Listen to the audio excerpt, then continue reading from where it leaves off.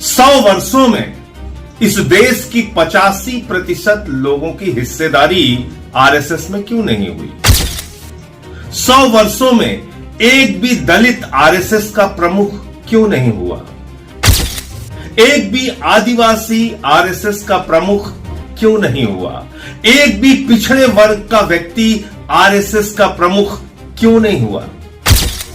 कभी आपने सोचा, कभी आपने विचार किया कि आरएसएस जो अपने आप को राष्ट्रीय स्वयंसेवक संघ कहती है, उस आरएसएस में एक भी आरएसएस का प्रमुख 85% आबादी से नहीं है। जैन साथियों, आज आरएसएस के 100 साल पूरे हो रहे हैं, यानी कि राष्ट्रीय स्वयंसेवक संघ।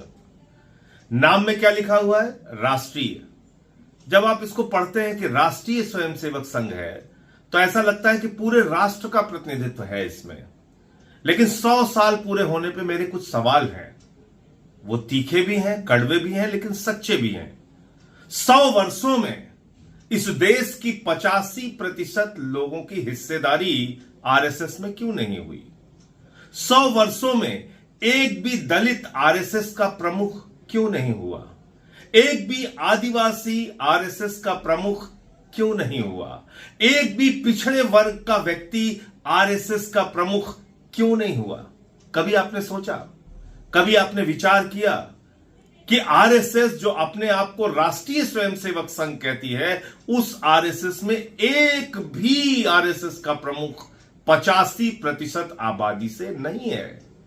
छोड़ दीजिए आप, दलित, पिछड़ा, आदिवासी तो नहीं है, एक भी महिला आज तक आरएसएस की प्रमुख नहीं हुई।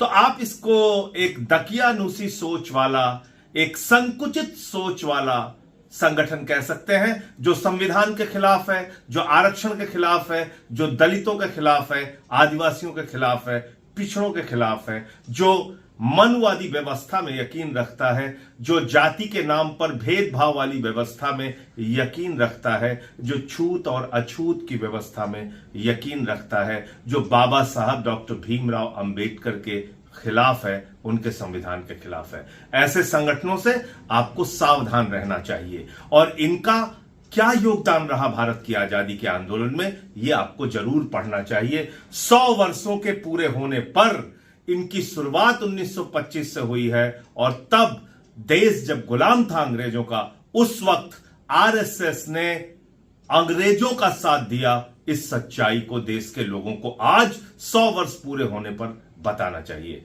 यह बताना चाहिए कि जब द्वितीय विश्व युद्ध हुआ, तो अंग्रेजों की सेना में भर्ती करने के लिए आरएसएस के लोग हिंदुस्तानियों को प्रेरित कर रहे थे और कह रहे थे, अंग्रेजों की सेना में भर्ती हो जाओ, अंग्रेजों का साथ दो।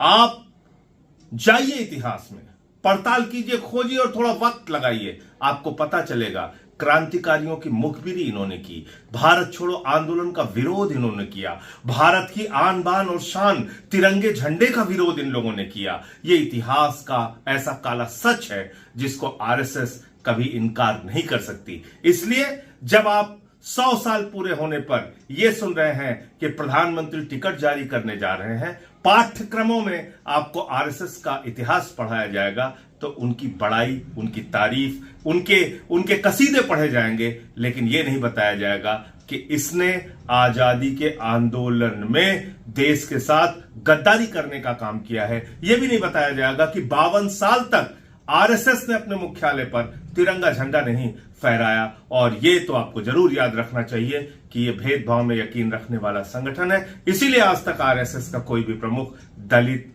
पिछड़ा, आदिवासी या महिला भी नहीं हुआ। जय हिंद।